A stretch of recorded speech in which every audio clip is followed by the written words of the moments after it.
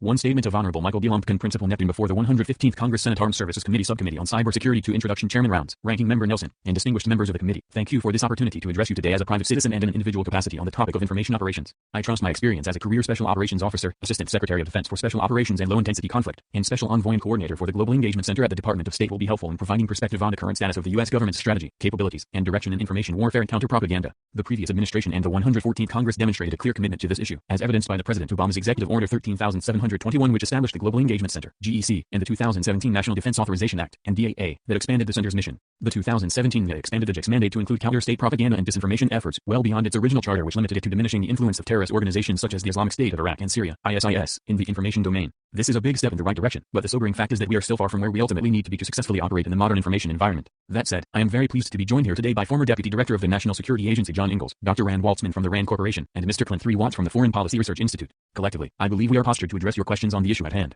The current situation since the end of the Cold War with the Soviet Union, which arguably was the last period in history when the U.S. successfully engaged in sustained information warfare and counter-state propaganda efforts, technology and how the world communicates has changed dramatically. We now live in a hyper-connected world where the flow of information moves in real time. The lines of authority and effort between public diplomacy, public affairs, and information warfare have blurred to the point where in many cases information is consumed by U.S. and foreign audiences at the same time via the same methods. To illustrate this fact, as this committee is aware, it was a 33-year-old IT consultant in Abbottabad, Pakistan that first reported the U.S. military raid against Osama bin Laden in May of 2011 on Twitter. This happened as events were still unfolding on the ground and hours before the American people were officially notified by the President of the United States address. While the means and methods of communication have transformed significantly over the past decade, much of the U.S. government thinking on shaping and responding in the information environment has remained unchanged, to include how we manage U.S. government information dissemination and how we respond to the information of our adversaries. We are hamstrung for a myriad of reasons to include lack of accountability and oversight, bureaucracy resulting in insufficient levels of resourcing and inability to absorb cutting-edge information and analytic tools, and access to highly skilled personnel. Lack of accountability and oversight to date. There is not a single individual in the U.S. government below the President of the United States who is responsible and capable of managing U.S. information dissemination and how we address our adversaries in the information environment. The 2017 NDAA mandated that JEC lead, organize, and synchronize U.S. government counter-propaganda and disinformation efforts against state and non-state actors abroad, but it fell short in elevating it to a position where it could fully execute its mission.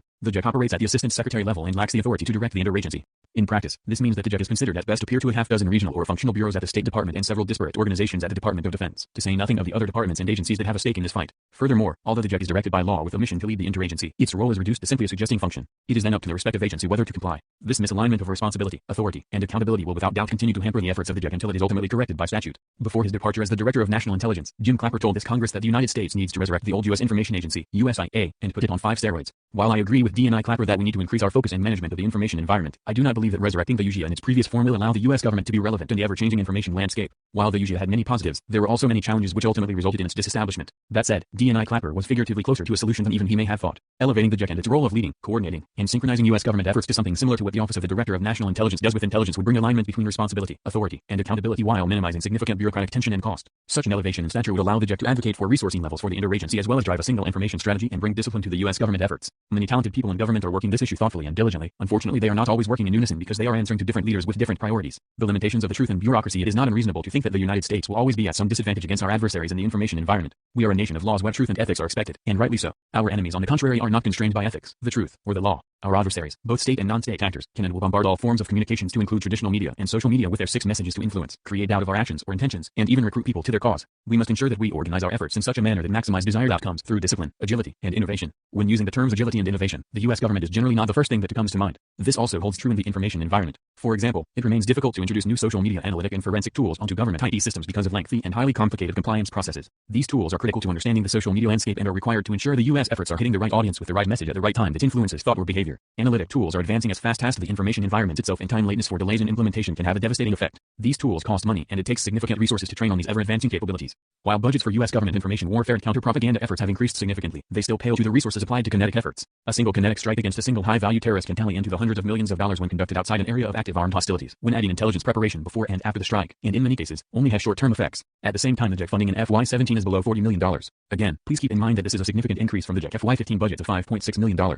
We are making progress, just not fast 7 enough to turn the tide in our favor anytime soon, as many of our adversaries are putting significantly more resources into information operations than we are. Even when fully resourced and masterfully executed, information warfare and counter-propaganda efforts can contain a high element of risk. While bureaucracy in government is necessary to standardize routine tasks, it cannot be left to control the totality of our efforts in the information environment. The bureaucratic standard operating procedure strives to reduce risk to almost zero, which can ultimately lead to diluted messaging efforts that can result in missing the right audience with an effective message that shifts their thought and behavior to our desired end state. To be successful, we must learn to accept a higher level of risk and accept the fact that sometimes we are just going to get it wrong despite our best efforts. When we do get it wrong, we must learn, adapt, and iterate our messaging rapidly to be relevant and effective. Access to trained personnel. As mentioned previously, there are some talented people in government working the information environment challenge. There are, however, just not enough of them, nor are they always able to keep up with the technological advances in this arena. Some success has been realized in using the Section 3161 hiring authority granted to the JEC by Executive Order 13,721. This authority allows the JEC to hire limited-term, limited-scope employees directly into government based on their skills and capabilities. This has provided the JEC access to aid experienced private sector talent that government service does not traditionally provide. Access to the talent of academia, Silicon Valley, and Madison Avenue now is possible for the JEC. Unfortunately, outside of the JEC, other federal departments and agencies do not have the ability to leverage the Section 3161 hiring authority to access top talent in the field. In conclusion, recognition of the importance of U.S. government's role in the information environment continues to grow as exemplified by the creation and expansion of the JEC. Indeed, significant progress has made. It is imperative, however, that the government's efforts be fully coordinated and resourced to be responsive and adaptive. The information environment and our adversaries' actions will continue to evolve, and our means and methods need to remain agile and innovative to stay relevant and effective in the emerging security environment.